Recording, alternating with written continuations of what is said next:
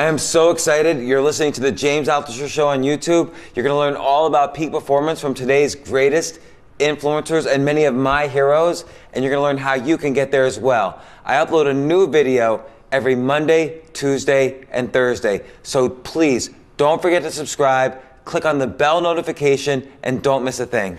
Hey guys, this is the first time I've ever had to do this, but I want to give a little bit of an introduction. I'm about to interview Tony Robbins, and I'm recording this intro afterwards. I just want to tell you, he was so excited and passionate throughout the interview that occasionally you'll hear a bang on the table, actually much louder than that because he has huge hands. The guy has giant hands. He bangs the table when he's making a point. You'll hear it throughout. Don't worry, he's not beating anyone up. He's just excited and passionate about what we're talking about. This isn't your average business podcast, and he's not your average host. This is the James Altucher Show on the Choose Yourself Network. Today on the James Altucher Show. You've got to find something that you value more than yourself. You have to find, motive does matter. Motive brings energy. Now listen to me. People can do the most amazing things with their minds. You have to diversify your life in many ways. You've spent decades doing it. Some people don't know how to do it. The whole how thing, let's you and I get rid of this whole how thing just for a second. How is not as important as why or what. If you have to ask yourself, how am I going to do it? Most people won't do it. For the very reason you say, I don't know how. I don't know how to do any of this shit. What I did is I decided what. That's what a leader does. What am I going to do? What's the result I'm going to produce? And more importantly, why? Because reasons come first and answers come second. If you get a big enough why, you can figure out how to do anything. What and why unleashes the psyche. How brings in the mind, and then the mind brings in fear. Listen, I'm a strategist. I love the how. But the how must come after the what and why are so powerful. How? There's a million ways how to do something.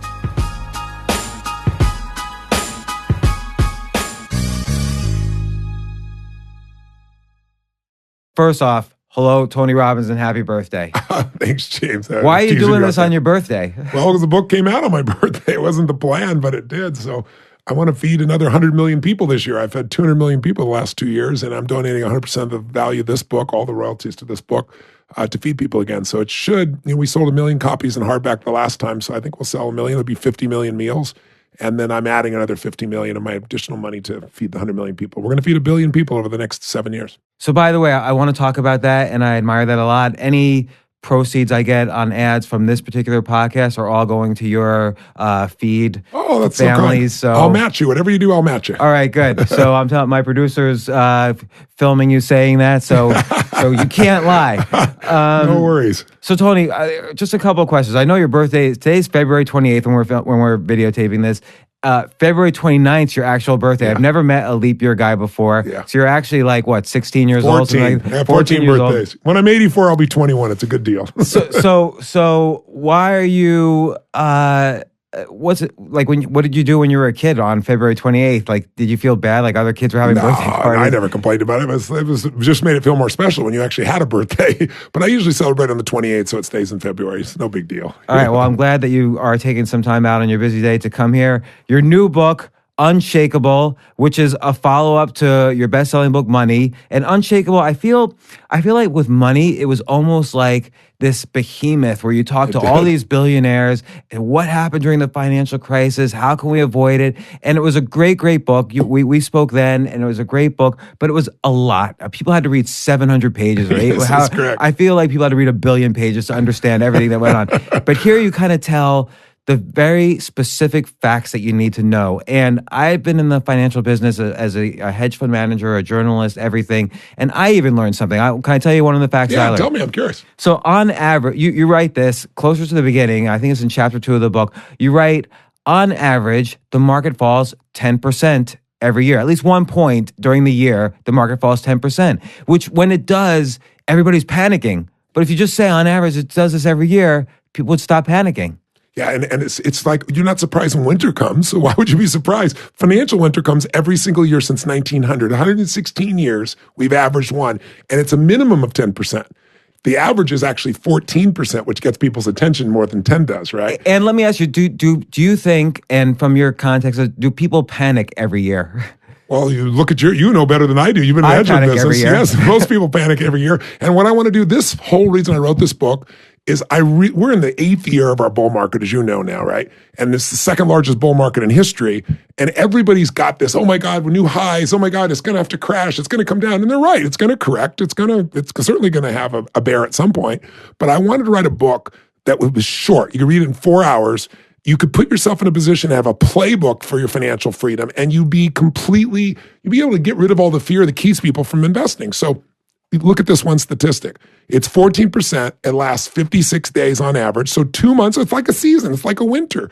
But you don't lose money. The market has never taken a dime for anybody. You don't lose money if you sell, because 80% of those corrections don't become a bear. We're at all-time highs this moment. Well, remember last January? Right? Worst opening of the stock market in history for a January. We lost, 2.3 trillion in like 9 days? Where are we now? Like you said, we just broke records. Everybody then is freaking out. They went to Ray Dalio. He was in Davos, and when the market dropped 900 points, remember, I think it was in the end of January, beginning of February, people are really in a panic thinking this is the big bear. And he said, it's a correction. And he said, listen, what should they do? Pick up Tony Robbins' book. He said, I told him a strategy that I've never told anybody of how I made money 85% of the time. And he just promoted the whole book there. But what I want people to know is, if it happens every year, and the corrections don't become bears 80% of the time, you lose money when you sell.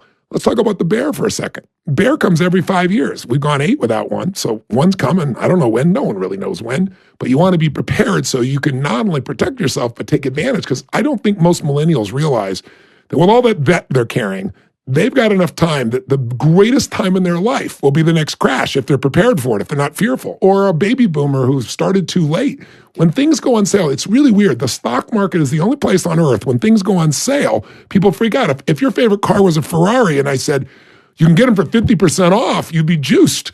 But when all of a sudden the market drops 50%, people freak out. But that is the opportunity. So let me ask you about that specifically, because you talk a lot in the book, and by the way, people should definitely read the book. Like you say, it's a quick read. It has very important facts. You highlight the things that are the most important, but you talk a lot about indexing and kind of doing things in the lowest cost, most tax efficient way. But let me ask you about a strategy based on what you just said. What if I just simply wait for every time the market's down 14%, and then I hold up, I store up my cash. That's what everybody's brains wants to do. So let me tell you this. First of all, Warren Buffett told me, he said, Tony, let me just tell you this. He said, all those market forecasters that are out there on CNBC, everything else, he goes, their only purpose is to make fortune tellers look good. He goes, nobody can predict the market, and any idiot that tries loses. So let me explain why you don't want to do that, because I would have thought the same thing, right? Okay, save up your cash. There's going to be a big drop. Well, there have been people saving up their cash for the market for the last 8 years. They missed 250%. Or there are people right now in the last 3 months have been like, the market's so at the edge. Oh my God, it's crazy out there.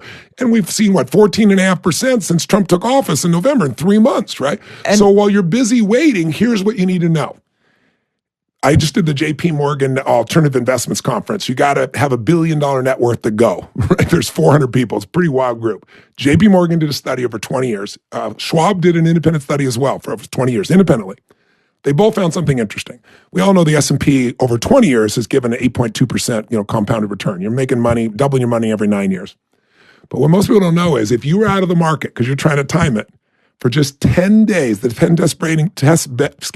best trading days during those 20 years, then instead of 8.2, you get 4.5%, almost half as much. If you miss the top 20 days, because you think you can time the market, you're saving up for when the big fall happens, you end up with 2%. If you miss the top 30 days in 20 years, 1.5 days a year, if you just miss that, you lose money in the same exact marketplace. And then they did a study saying, well, what if you go in the market and you do it on the best day like you want to do? I want to go in there. I'm waiting till the market has its worst drop of the year. I buy then. So that's the guy who's lucky. He's not smart. He's lucky. Let's take another person and let's make them unlucky, and they manage to go in at the peak of the market and it crashes the next day.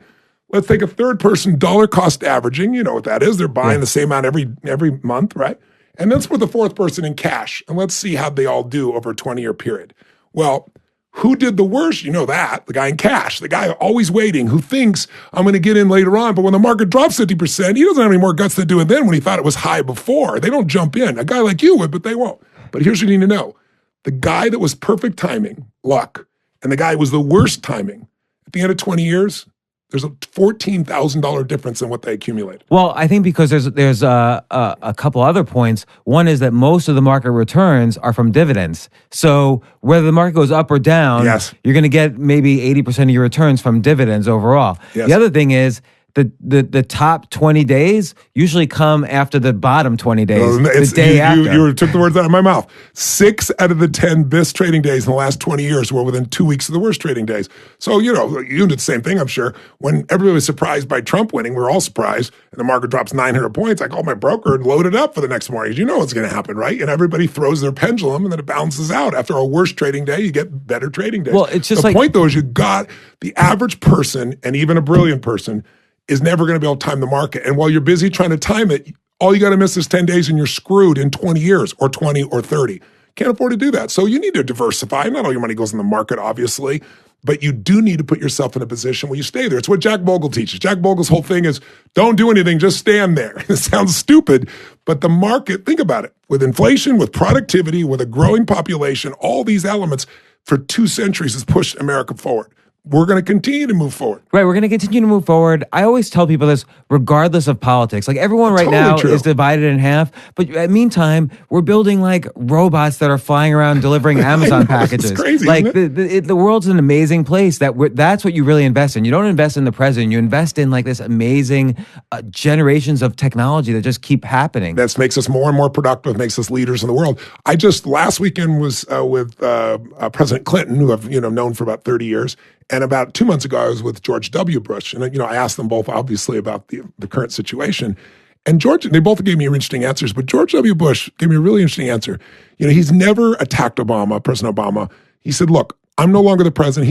He's our president. He's my president, too, and we need to support him. I've always respected him for that. But I said, privately, tell me what you think. And he said, well, obviously, I wanted my brother to win. He goes, and he didn't. He goes, but this stuff that the world's over, he said, let me tell you what my view is. He said, I remember when Nixon was impeached, and I thought this man destroyed the American democracy. He destroyed the presidency. He destroyed a reputation. He said, I was wrong. He said, you know what I discovered by being president?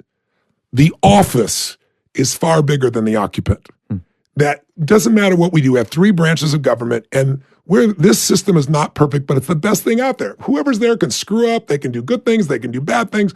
But overall, we're going to keep moving forward because it's bigger than the individual. And I think people got to wake up and grow up to that, because otherwise we're wasting all our time and conflict. I know people are all in cash because they hate Trump, thinking that's hurting Trump. You're only hurting you. You're not hurting Trump at all. It's so true, because let's take the 1800s as an example, an entire century. You think, what defines that? Well, maybe the Industrial Revolution. You don't think James Garfield or Chester Alan Arthur or anything. These guys have disappeared in history, but the Industrial Revolution's forever, and that's what's fueled where America is today. No one person. Yeah.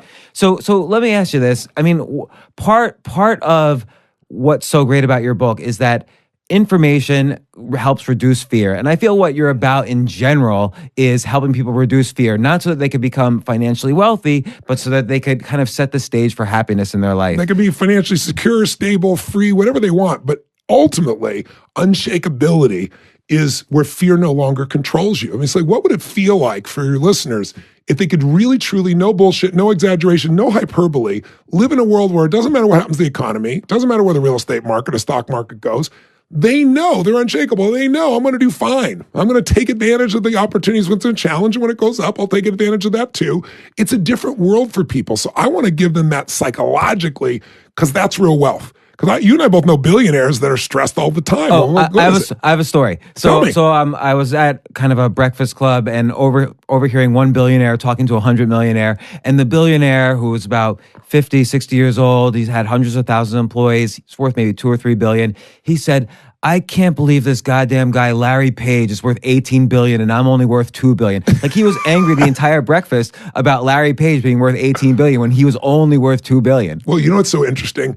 Money is really, it's like it's a shapeshifter. Whatever you put on it is what it becomes, right? That's what it is. And so I remember in 2008, Adolf Merkel was the richest man in Germany. He inherited a lot of money, but then he grew the business like tenfold over what his parents did. An industrial business, they had drugs, they had manufacturing, they have all kinds of things. And he put a bet against Volkswagen, and he shorted them, and then they did well.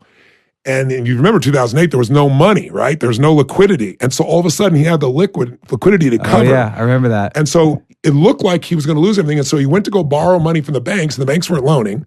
So what did he do? He was worth, I think it was $13 billion, and he dropped to $9 billion. He lost $4 billion. Now he's the third richest man in Germany, and he's dropped to like, I don't know, the 50th, 60th in the world. You know what he did? He tried to kill himself. No, he didn't try. He wrote a note. He walked in front of a train and killed himself. Say goodbye to his family. I was just making a joke, but you're serious. It's not a joke. It's a dead serious. And you know what? The loan came through 3 days later. Oh, my God. Now, why did he die? It wasn't money. Psychology. It's emotion. His identity was tied to being number one. Not being number one, didn't want to live. That's how bad it was for him. And then you see like a guy like Chuck Finney, who most people don't know his name. He made $8 billion. If you've ever gone through, traveled through the airport and you've done duty free, he's the guy who created duty free. $8 billion. He gave it all away. He just 2 months ago gave away the last bit of money. His goal was to die broke. His goal was, bounce his last check, and he's done it. And he did it up until probably 10 years ago. He did it all without telling anybody he was doing it. It's all anonymously, right? Now, here's 2 guys. One kills himself because he lost $4 billion, still has 9, right? The other guy spends his entire life giving away all his money, and he's happy as can be. Well, and that's, again, I feel that's the consistent theme of all your work in the past 30 years. And I even owe thanks to you from like 17 years ago. I read Awaken the Giant Within, and it helped me out in a very hard period in my life. And you've done that for many people. So. And your book does this. Like, not only do you have, like in chapter 2, you have like all these amazing facts throughout. You have all this great stuff about how to invest, tax efficiently. You also get really into all the scams of Wall Street. Yes. And we don't have to go over that, but people should read the book and see every possible scam. I think you've hit maybe 1/50th of the scams, but are the ones that hit the consumers the most. Yeah, so people should read it. Yeah. And then the final chapter is beautiful because that's when you start to talk more about the psychology. But I want to start from the beginning of the psychology. Like, you come in here, every one of my listeners know I interrupt all the time. You're impossible to interrupt. Where do you get the energy? What happens? Like, how do you, and then I watched, I Am Not Your Guru, the Netflix documentary. Yes. Everyone should watch that. Produced by my good friends, Brian Koppelman and David Levine, who've also been on this podcast. Where do you get the energy to jump up and down for like 3 days and to inspire 15,000 people? Well, part of it is, you come to play, right? I got a mission just like you. And you come to play. Yeah, I come to play, man. I prepare and I come to play, meaning I know what I'm made for. And this is what I'm made for. I'm made to help people create breakthroughs, financial, emotional, business. I mean, these are the things they do, relationship breakthroughs. But do you ever wake up and say, oh, I got to go now to James Altucher's whose podcast am I going? I got to go there. Oh. No, I don't do that. I've enjoyed my time with you, so I actually look forward to it sincerely. But there are times when I'm exhausted for sure. What city am I in? What the hell am I doing? But when I go to deliver, and when I go to deliver, it's like a 50-hour delivery in 4 days. It's, 10, 12, 14 hours a day. And I have to own that audience. I got to get the guy at 15,000 person up on the top of the stadium and hold him for 4 days when most people won't sit for a 3-hour movie. Someone spent $300 million to make. Right. You have to hold him. Like, you have to care for all of those people, every single one of them. And it seems to me from watching that documentary, you got into, what's often called a state of flow. Like, you helped the girl who was in the cult and you go backstage and you ask, how long was that segment, or how long was I helping her? Yes. And they said 2.5 hours. You had no clue. You lost sense of time. Yeah. So again, how can a listener, like, no one's going to be Tony Robbins overnight, but how can a listener kind of who's sitting in their cubicle or driving to work just say, okay, I'm going to listen to this and I'll read his book about finances, but I want a little bit of that energy right now. I want to go into work and be a little more positive, have a little more energy, and make changes in my life. You've got to find something that you value more than yourself. You have to find, motive does matter. Motive brings energy. Now listen to me. Life supports all of life. So if your motive is only to take care of yourself, quote, selfish, there's nothing wrong with that. You're part of life. Life will give you insights. But if your motive is to support your family, then all of a sudden, I remember when all of a sudden I had 4 kids instantly. I was 24 and I married a woman 13 years my senior. So I had an 11-year-old, a 5-year-old, a 17-year-old when I was 24, and then a child on the way. I got different insights because life supports what supports more life. Now I'm supporting more. When I want to support the community, different. if you really want to support humanity, it isn't bullshit, it isn't positioning, you know what's true in your heart. You get insights no one else gets. So the energy comes because there's an impact. I really believe all of us, there's only so much pleasure you can get from, making money, doing business, making love, as great as that is, dancing, drugs, alcohol, whatever it is that floats your boat. There's only so much you can feel within yourself. That's why as soon as something beautiful happens in your life or you have a great experience, the first thing most want to do is share with somebody we love. Why? Because when you share it, it grows. So there's only so much you can have. So I'm busy listening to this, sharing all the time. And what do I do right now? I'm listening to this. What should I do to share or to love something? What I would say is if you haven't found your passion, you need to get around where it's better. You should make your entire mission every day. How do I get around people that are more passionate, people that have a mission, people that are excited out of their mind, and let something hit you? Because it's different for every person. But you got to get in the environment. If you surround yourself with people that go to their cubicle every day and they put their head down and work and they sit there on Facebook and they do their work and they go back and forth and they do social media, we become who we spend time with. We become like the people we spend time with. So I'm going to play devil's advocate. Please, go for it. I'm driving to work. I'm an accountant at Procter & Gamble. Yes. No offense to Procter & Gamble. It's a great company. But no offense to accountants either. No offense to accountants. They're very good people. This is all easy for Tony Robbins to say, but I'm going into work. How am I going to do this? Who is fucking Tony Robbins? Excuse my French. Who am I?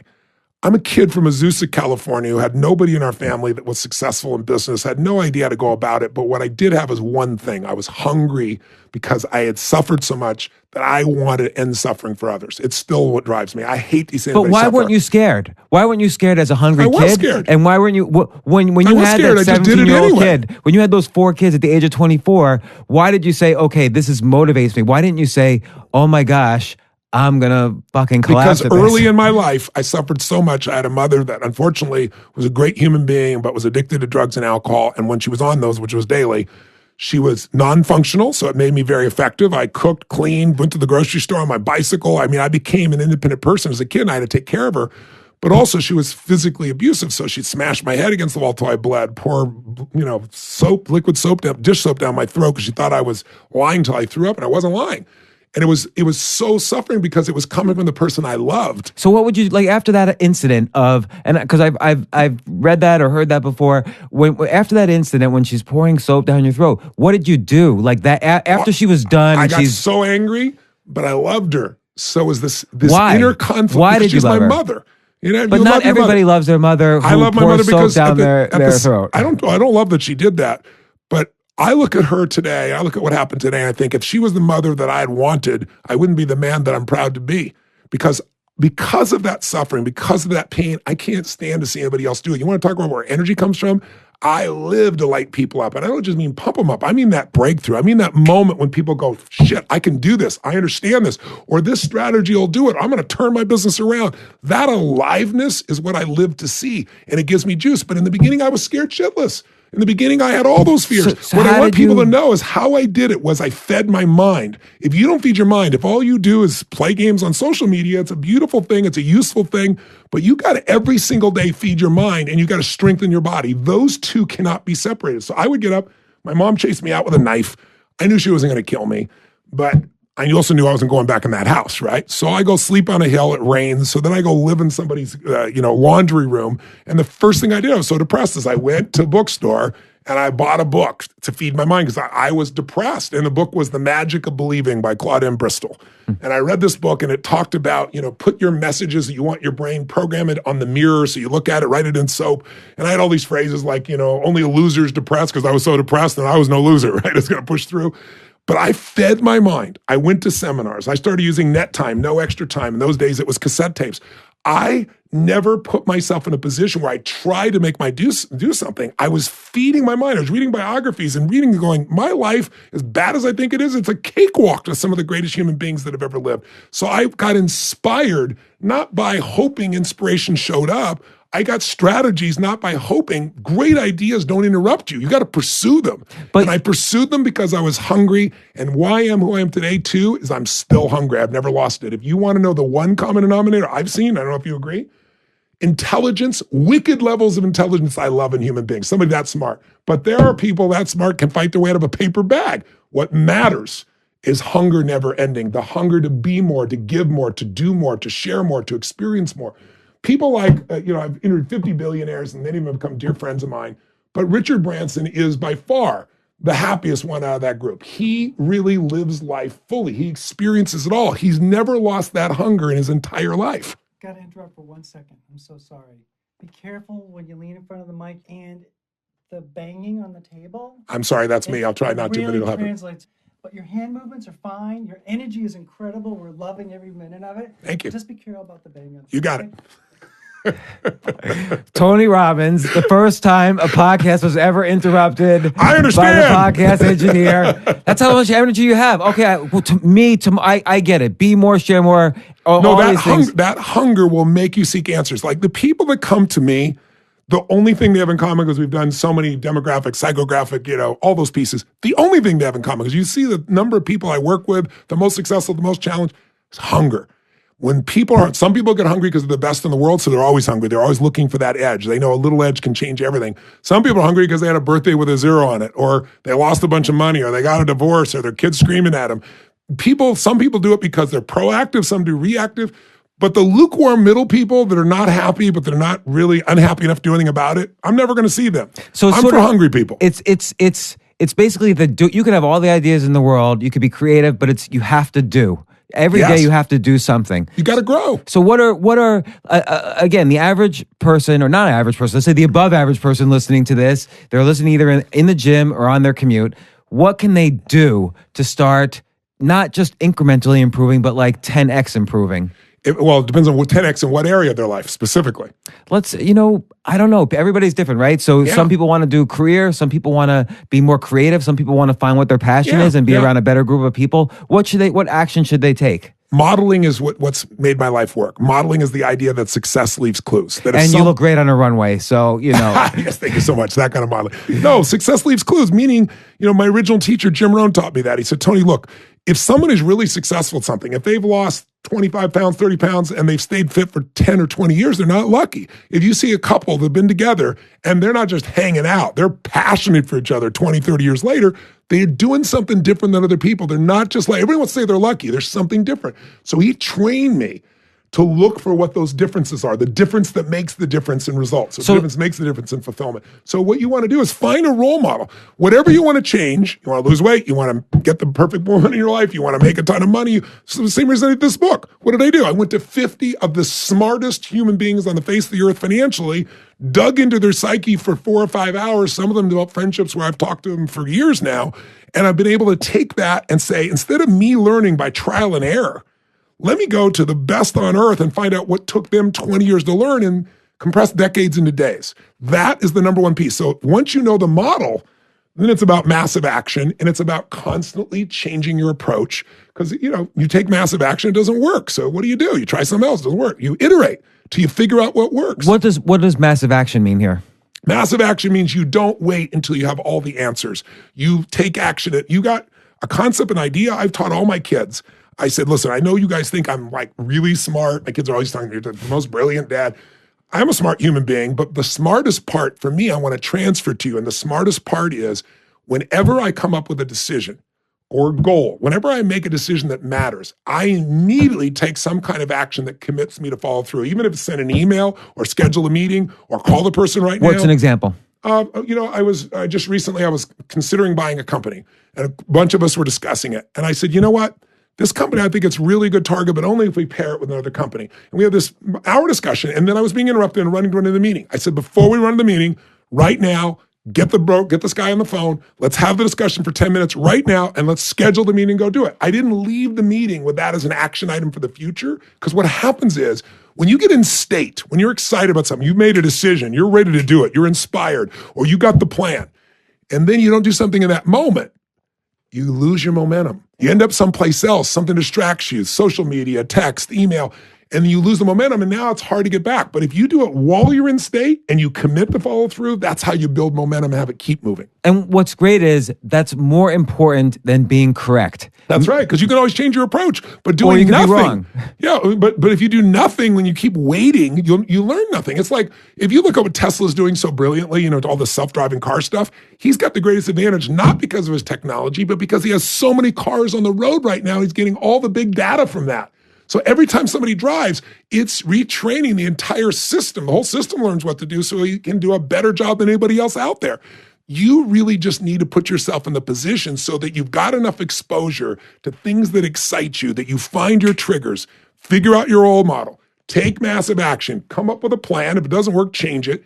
And then you got to just make sure that all behind it all, there's an emotional purpose that'll keep you going and keep you hungry. Something more than yourself. Because you and I, as human beings, we only do so much for ourselves. It's not that hard to get yourself to feel comfortable. What I'm interested in is people that aren't comfortable. I'm interested in people that want to create. I'm interested in creators, disruptors, people that won't settle for less than they can do, be or share or create. Let's stop to take a quick break. We'll be right back.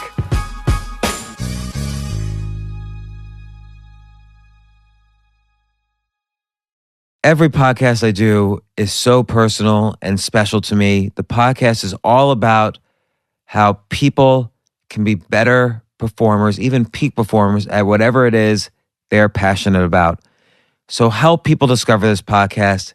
Help me, help the listeners. Subscribe on Apple Podcasts or Stitcher or wherever it is you get your podcasts. You can also check out the show notes at jamesaltucher.com/podcast. And also, if you want to get my blog updates and other updates that I do, sign up for the newsletter at jamesaltucher.com. Once again, thanks so much for joining me on the journey of this podcast.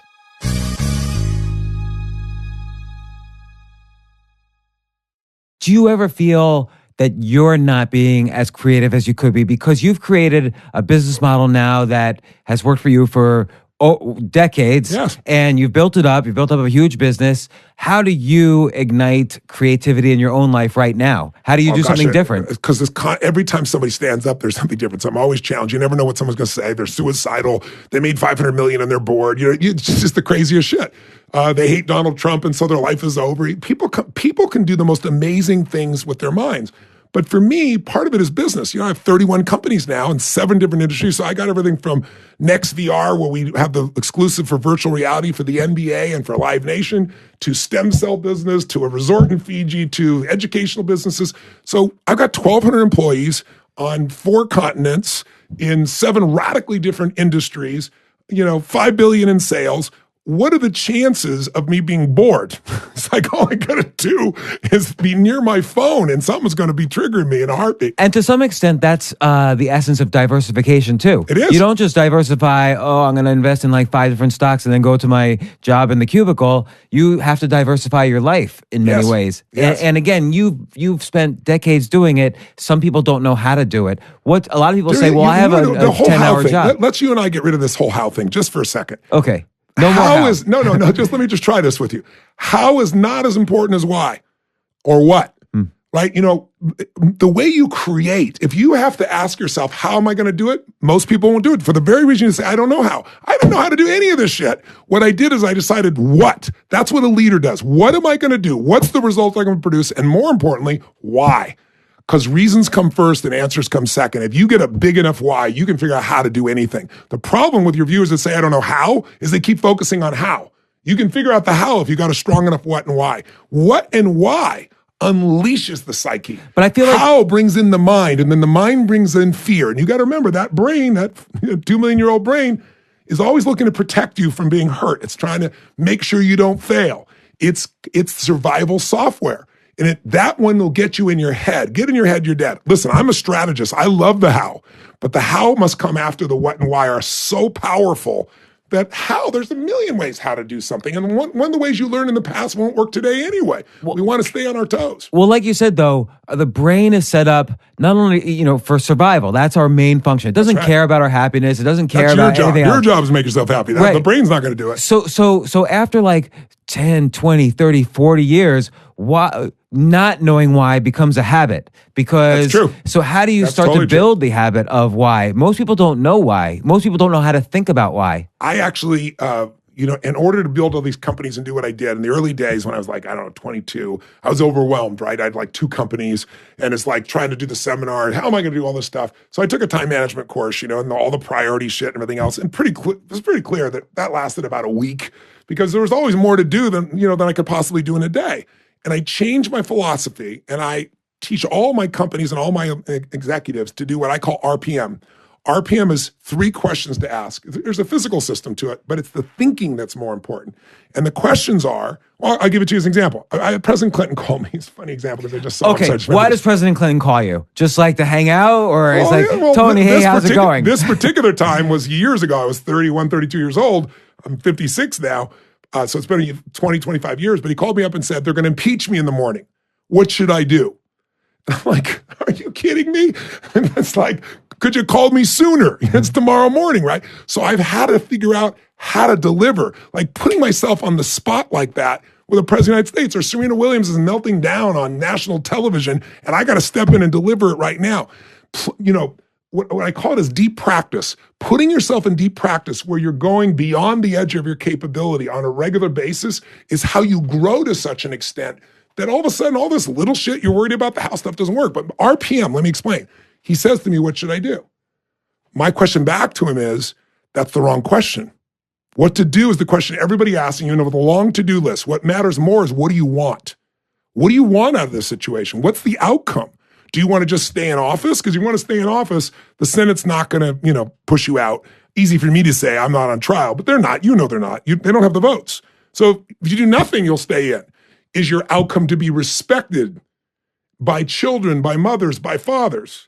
If that's true, you're a lawyer and you know what you can do to not put yourself in jail, but still be honest.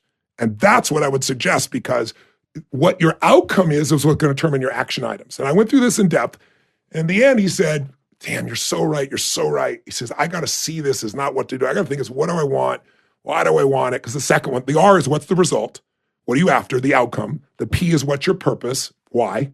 And then you have the M, which is the map, the massive action plan. And I have people make a list of everything they could do, and then you highlight the 20% that produces 80% of the results. So wait, what's the difference again between result and purpose? I just want to make sure I understand. What do you want? What's the specific target? Clarity is power. The purpose is why do you want it? What's the juice in it? You're doing this for your mother, yourself, or you look to transform your body. You're looking at this because it gives you juice to connect to God. What is it that's going to move you? Because I remember when I was a kid, I was like 22, 23 years old, and I moved in the castle. I thought the greatest life. And then I started getting so overwhelmed, because in those days there was no internet, that's how old I am. But I'd get this list of calls, and I'd have like 125 calls, because I've been gone for the week. 125 phone calls? Are you kidding me? I just burnt myself out. I've been on stage 50 hours, and I'd be so stressed. And then I looked down, I remember one day, and I said, let me ask a different question, not why do I have to do all this? What do I want with each of these people? And why do I want it? And then I looked at the list, and on the list, I had, a couple billionaires. I had people that maybe 5 years before I would have died to get one phone call from, and now I'm bitching about it, right? So I learned to train myself to chunk things. Instead of seeing it as 125 calls, I went, all these relate to this target, this business, all these. And so I take 125 and it becomes 4 chunks. And your brain chunks things so much easier when you group them than when you make them one little thing at a time. So when I knew what I wanted and why I wanted it, now I was inspired to make these phone calls, how to make the call. Are you kidding me? What to say, how to do it. You and I, everybody knows how to do that. You can figure that out in 2 seconds. I was missing the what and the why. And if you train yourself, what do I want? Why do I want it? And then what's the best way to get there? And just make a list of every possibility. You're not going to do them all. And then which of those matter? Which of those are likely to get you there? It allows you to shrink the world to where you're focused on the outcomes instead of focused on the activity. Most people mistake movement for achievement, man. And so they're busy all the time. What I really want is fulfillment for people. And to be fulfilled, you got to consciously decide what you want and why you want it. So for you, when you had this, it's so easy to take the why or to take bad situations in life and say, well, I guess this wasn't for me, or I guess I'm not good enough, or I guess my mother was not good enough. I'm not like coming from some rich, family. There's a negative way to relieve stress, and you kind of made it a habit to go a positive way of relieving stress. But the reason Because I have a mission beyond myself. If it's just to take care of me, what would I do? So what's an example like today or yesterday or the day before where you had to like switch your brain to remind yourself of that mission? I don't. Not at this stage. It's like an athlete, right? I've built my muscles so strongly. I work them out every day. So now when I need them, they exercise. I don't negotiate with my mind. I think I wake up every morning. The first thing I do is if I'm in my home in Sun Valley, I jump in a freezing river. If I'm in one of my other homes, I have a cold plunge at 56 degrees. And why do I do that? It's great for your health, moves your lymph, phenomenal way. But I really do it for one other reason, to train my brain. When I say we're doing something, there's no negotiation with myself. I don't sit there and go, well, I like to do it. We do it, and it's a habit. And I've done it for so many years. I don't feel like getting that freaking cold water and everything else, but I always am glad that I did it afterwards. So I've done it so often that I'm wired. Just like at the end of the book where I was explaining to people that money won't do it for you. You got to take control of your mind. Because most of us, we're the only creatures, again, on the planet that can make ourselves depressed or angry or excited or feeling loving or adventurous by the thought we think. We can change a thought and change our biochemistry. Or we can let our biochemistry create our thoughts. And it's just like you said, too. It doesn't like the same two people one could have more money, but commit suicide. The other could still be worth $2 billion, be angry. And yet Richard Branson is probably happiest guy around. One of the happiest guys because he's committed to not suffering. He's committed to having a good time every day, which is the number one mission of this book in the end. First, it's make sure that people are financially set them up for freedom. But second, don't wait for that freedom. Learn how to let go of what is making you so stressed. Because how many people you and I know, what's the number one thing you hear from achievers? Like, I'm so stressed. I don't have no time. And it's like a habit, right? It's like a badge. It is a habit. It's a badge of courage. And it's an excuse. It's an excuse, but it's also so that you'll know that I'm successful. Screw you. That's not successful, being stressed out all the time. Who wants to suffer? You want to suffer to prove that you worked hard? I tell people life is too short to suffer. And you and I would never consider suffering what we do. 2 years ago, I was with a friend of mine in England, in India, and he said, Tony, you talk about the secret to life as a peak state. In a peak state, your mind operates at a different level. In a peak state, you interact with people in a different way. I also call it high, energy rich versus energy poor. Those are the two extremes. He goes, what if you called those energy rich states, high energy states, peak states, like beautiful states? I said, okay. And he said, what if you take the painful states, the low energy states, the problem states, and you call them suffering? I said, I don't suffer. And he goes, I know you don't, but let's talk about it. So we talked about it for a while, and I said, okay, beautiful states would not just be happy then, it would be playful, it'd be fun, it'd be creative, it'd be driven, it'd be hungry, it'd be so many different emotions that fit high energy like that. And when you're in those states, you do the right thing. What are suffering states? Then I started thinking of it differently. I don't suffer, but I do get stressed. I don't suffer, but I do get pissed off. I don't suffer, but I get frustrated. In fact, I realized how cheap my happiness was because all I had to do was have my phone nearby, and I was unhappy because with 1,200 employees, what are the chances somebody's effing up right now something? Effing up meaning doing something different than I think they should. And all I had to do was be connected to this, and I could lose my happiness in a heartbeat. So what I learned to do— It's funny how that's like an unhappiness machine. Well, it can be a happiness machine too, as you well know, but with that many employees, that many moving parts, it's only a matter of time before somebody's going to do something different than I expect. So I tell people, if your happiness requires other people to behave the way you want them to behave, what are the chances that you're going to stay happy in your life?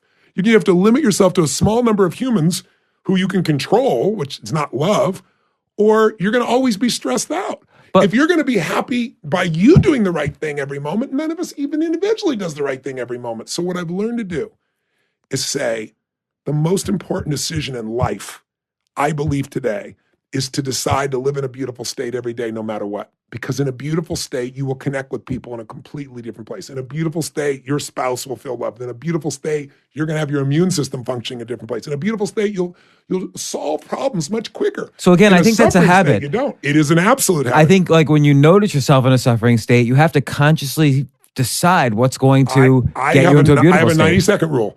My 90-second, it should have been a 4-day rule in the beginning, maybe a 4-hour rule, because I get hooked, right? My brain would get hijacked and I'd be pissed off or frustrated.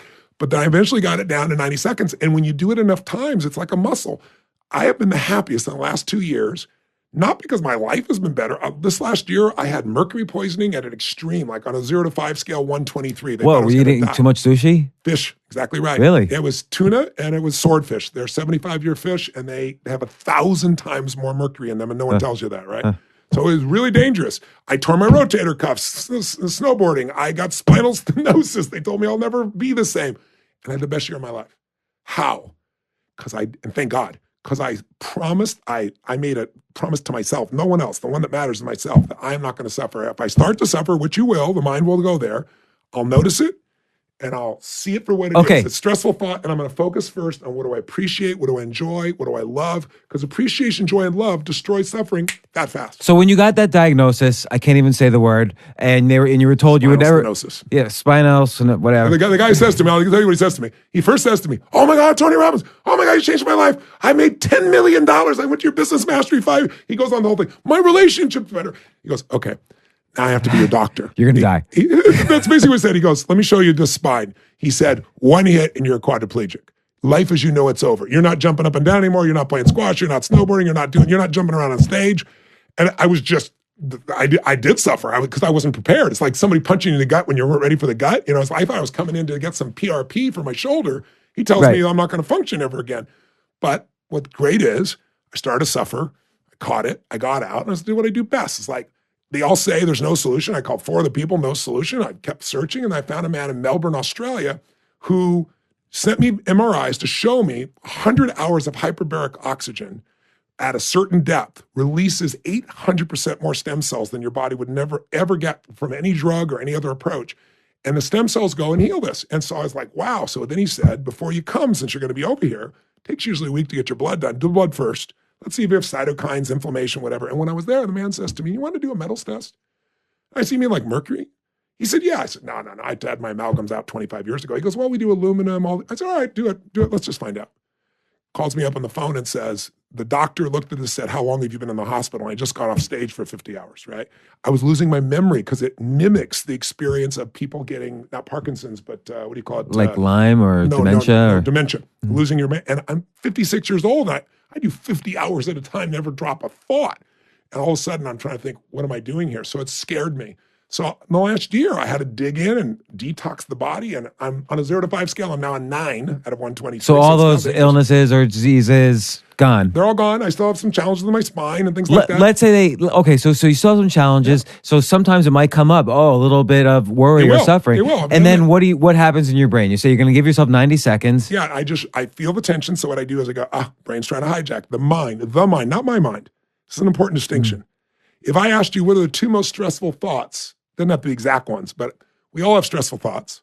What are 2 of the most recurrent stressful thoughts in your life? I'm going to go broke and my girlfriend's going to cheat on me. Okay, good. Now, those listening, if we asked all your listeners, how many of you have ever had the fear you're not going to make the money or you're going to go broke?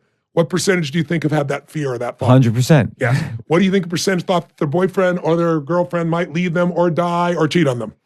99.9%. 99.9%. So those aren't your thoughts.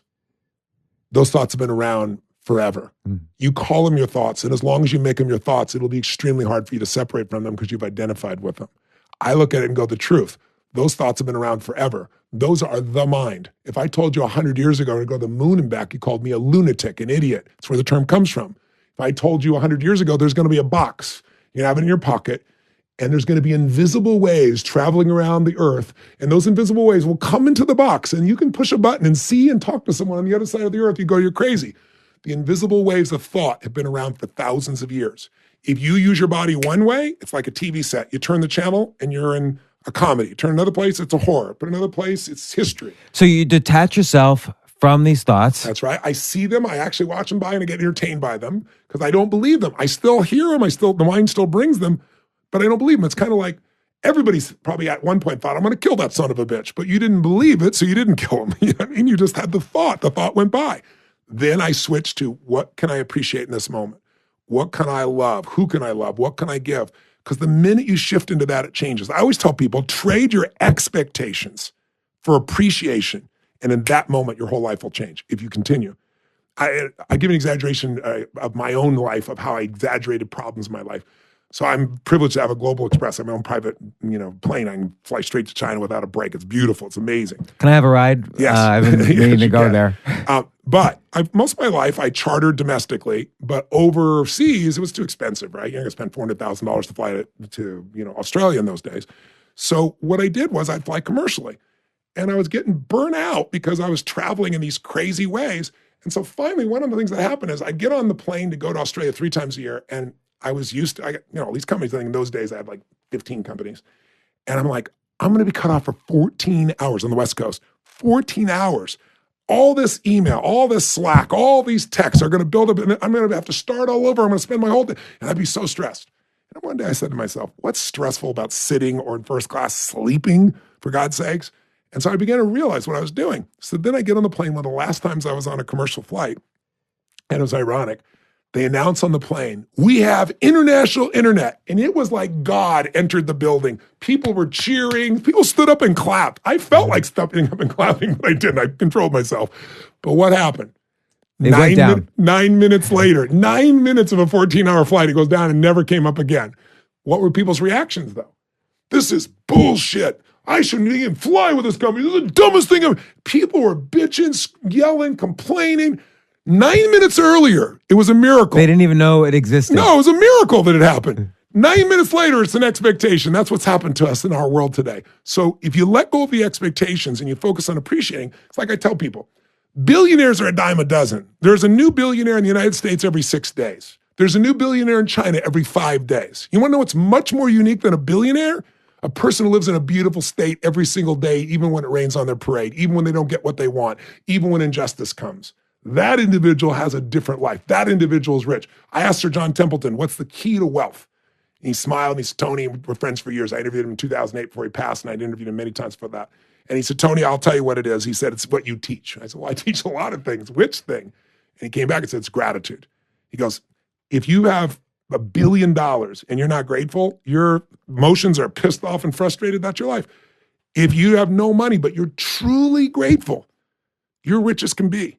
And I just think that's the missing ingredient for most people. So this book I feel like people know that to some extent. Intellectually. Intellectually. They don't have the habit of it. They don't have the habit, They've and that's the never problem. made the decision that says no more. So it's let's like not if you say want the to how. take the island, you burn the boats. But decision comes from incision in Latin, which to cut off from. Most people's idea of decision is stating what they'd like to have happen. If it doesn't work out, they give up.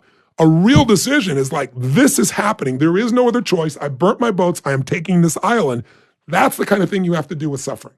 Otherwise, it'll keep coming up because, it's the nature of the mind. And if you don't kill it when it's small, I always tell people, kill the monster while it's little. Don't wait till it's Godzilla taking your life and your city. I think it's also related to the why. Like why, coming up with the why to have gratitude. So like, I have children, so it's important for me to be in a beautiful state for their sake. Or your wife or yourself. Right.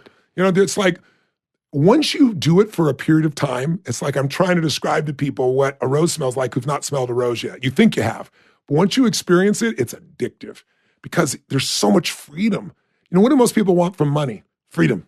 They want to have certainty. They want stability. They want, to be able to do what they want the way they want it.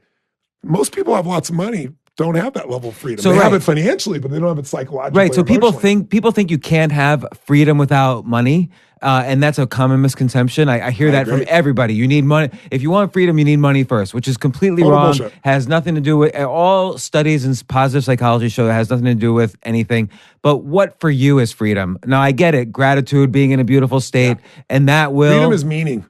To me, it's the ability to live life on my terms, to do things that I think are really useful beyond myself, to be able to look out and say, if I died today, could I be happy about this day and this life? And I can honestly say, yes, I'm knock on wood. I'm hoping I won't die today. I don't believe I will. But it's an amazing feeling to live that way. But you can't live that way if you're in your head. Okay, well, I like to do that exercise of if I die today. I wake up hoping I'm going to die today. Because then I do think that everything's going to, it's not the cliche, live life as if you're going to die today, and then everyone goes out and parties. Yeah. Like you really notice everything around you and treat everyone with appreciate and respect. So like, what if you died today? What do you appreciate in your life right now? Oh my God. My wife is the number one thing in my life, my children. The fact that I've had the privilege to live in a time in history where I was able to travel to 100 countries and be involved with, 60, 70 million people over 40 years, and I've played a role in enhancing their life. And I know that not because I think I have, because I'm stopped every day of my life by a dozen or 2 dozen people telling me the most amazing stories. All off 75 pounds. I got my kid off cocaine. I built a $200 million company.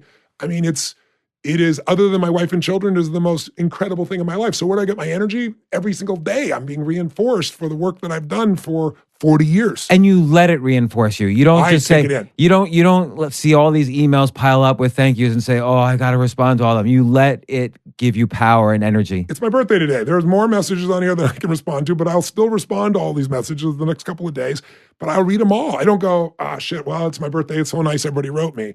I cherish and take them in. I think about each person. I think about what they've done. Because if you don't take the time to feel that sense of fulfillment, then all you do is more and more achieving. And how many friends do you have? I have. They're ultimate achievers, and they're divorced. They're fat. They got plenty of money. They got great businesses. They're pissed off over little things. Is that really how you want to live? And then other people see them and go, I don't want to be that. It had nothing to do with the money. Money, again, makes you more of who you are. If you're mean, you have more to be mean with. If you're giving, you have more to give with. It doesn't change people. It magnifies people's true nature. And I think the modeling that you talk about is a real good way to bridge between where you are if you're not where you want to be, exactly, and where someone else is who you admire. Maybe yes, model some aspects of Richard Branson, some aspects of you, some aspects of whoever. Yes, yourself, James. So it maybe not too many people should do that. But I do want to again tell people, Unshakable, the newest book by Tony Robbins. I think this really dives down not only into what's happening financially in your life, but it really, for me, reduced my own fear. And I know the financial world inside and out. That makes me really happy. And so it's a fascinating book. Particularly also not only the financial stuff, but the final chapter where you talk about the beautiful versus the suffering. Yes. That's the first time I've heard you talk about that in writing. So it was great. And I really appreciate you spending the time on your birthday. But I still want to know, and I asked this, I don't know if you remember, I asked this to you 2 years ago when you were on my podcast. Why did Bill Clinton call the 31-year-old Tony Robbins? Because he first called me at Christmas, right after he was reelected. Remember, he was elected almost on a landslide kind of approach. And then all of a sudden, if you remember, people might not be old enough to remember, but the Republicans took over like they are now. They were in both houses for the first time. And he was considered a weak president who couldn't accomplish anything. And I was Christmas at Peter Guber's house. A dear friend of mine owns the lake. He was Sony then? Yeah, he was the head of Sony then. And he says, the president's on the line. I'm like, what? So I pick up the phone. It's President Clinton. He says, Tony, he said, I've heard from 10 people now that, and if I want to solve what I'm dealing with, you're the guy to go to. And I said, well, I'm really complimented. And I said, but I want you to know. And he said, would you come to Camp David and coach me tonight? It was the night after Christmas, right? The day after Christmas.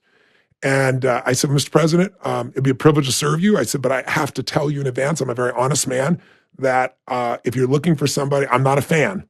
If you're looking for somebody to tell you what you want to hear, I'm the wrong guy. And I'm not disrespectful in any way. I'm honored for the request and call. I would love to serve you, but I'm a straight shooter. He goes, that's what I want. So we built this bond. And then I went to be with him.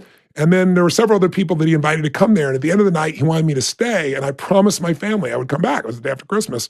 And I said, Mr. President, it's the privilege to be with you. But I said, my family comes first. And I took off. And that built the bond because he couldn't believe everybody else stayed and I left. And so we built that. So we'd had a relationship for some period of time before the impeachment situation.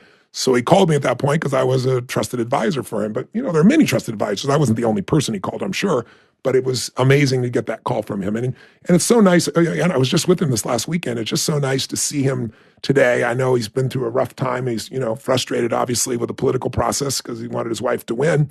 But the work that he's done through his foundation, I remember coming down the hill. I was in Aspen with him. He was at a fundraiser. He called me up and asked me if I'd come meet him.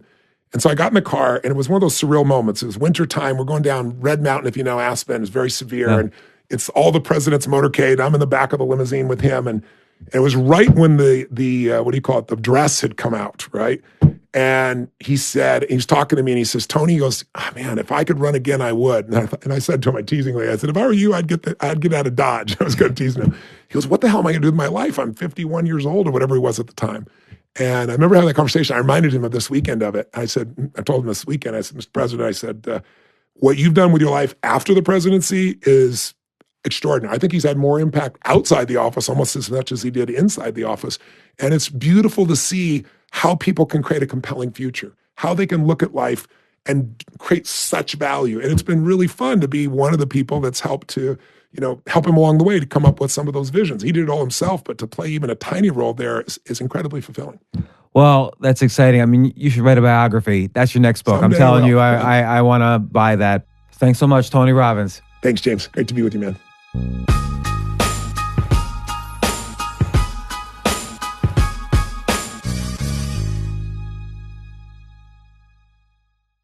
Hey, I am so glad you listened to this episode. I hope you enjoyed it as well.